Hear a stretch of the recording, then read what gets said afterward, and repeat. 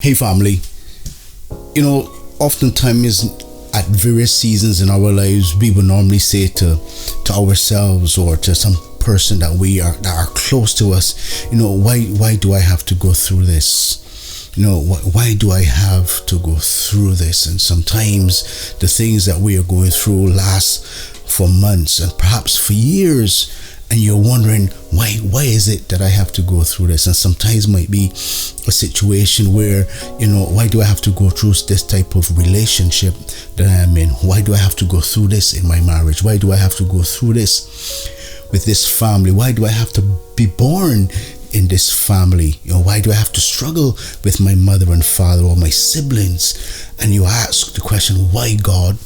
Why is it that I have to go through this? And sometimes we think that perhaps God doesn't even care, or he doesn't even know, or he has forgotten about what we are going through. And and sometimes you just ask yourself, why me?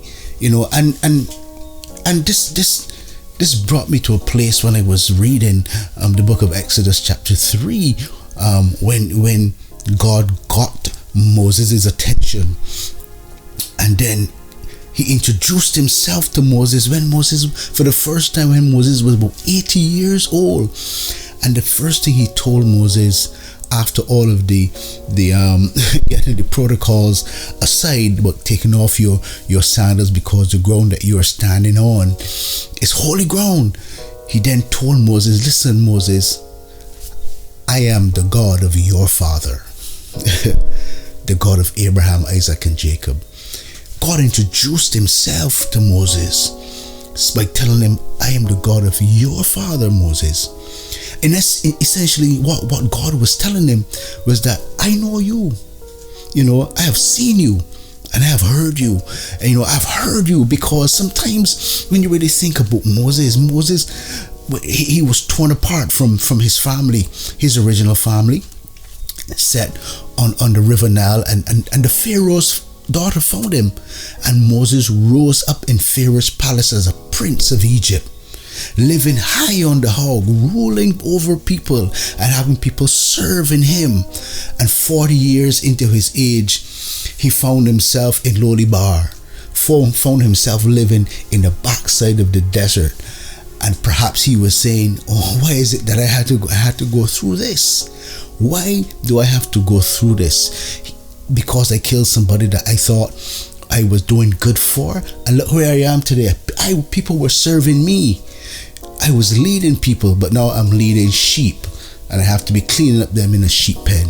So God, and Moses might be saying, why me? And sometimes many of us are finding ourselves in a situation. For years we have been living a certain way in our lives, and then something tragic happened to us, and we say, but why do I have to go through this? And we believe, and sometimes we think that God is not hearing us and God doesn't know what we are going through.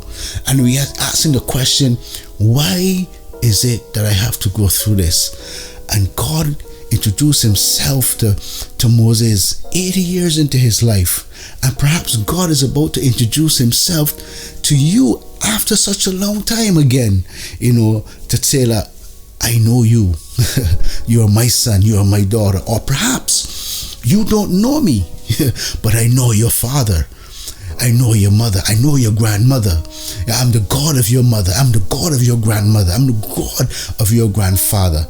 I am the one who she or he served, and I know you. But I have prepared you for a time such as this. Brother so-and-so, sister so-and-so, I've prepared you for a time like this. And so God came to Moses at 80 years old and delivered him and made him a deliverer.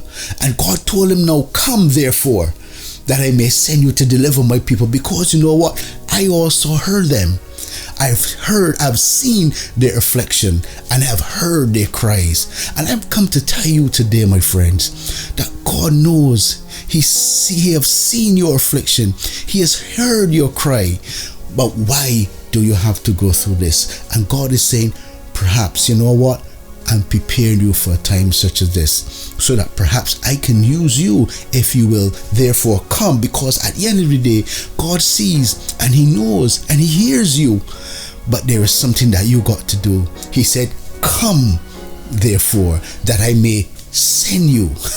And God is calling you, because oftentimes we might be struggling in a situation and we are saying, but why do I have to go through this? And God is saying to you, my friend, God is saying to you, my brother, God is saying to you, my sister, I've seen your affliction, I've heard your cry.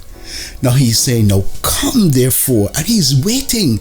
God is waiting for you to come, because he has gotten your attention, and he's saying to you, come therefore, that I can deliver you, and come therefore, that I may use you as a deliverer for other people, because all things is going to work together for good for them that love me, he said, to those who are called according to my purpose. And God hears you, my brother. God sees you, my sister. He hears your cry.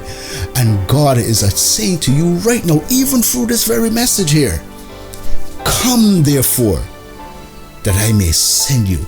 Come therefore, that I may heal you. Come and stand on this holy ground, that I may deliver you and take you to another level. So I'm saying to you, my brother, God hears you. I'm saying to you, my sister, God sees you. He has not forgotten you, but he's saying to you, come, that you won't have to go through this alone. And just like he said to Moses, indeed, I shall surely be with you from this time forth. So come, if you will, because it's all up to us. It's all up to you. And he's waiting by the burning bush, that it will never be consumed. Even though he is a consuming fire, God is still calling us to come to him, so that you won't have to go through this anymore, not by yourself. So come to him in Jesus' name.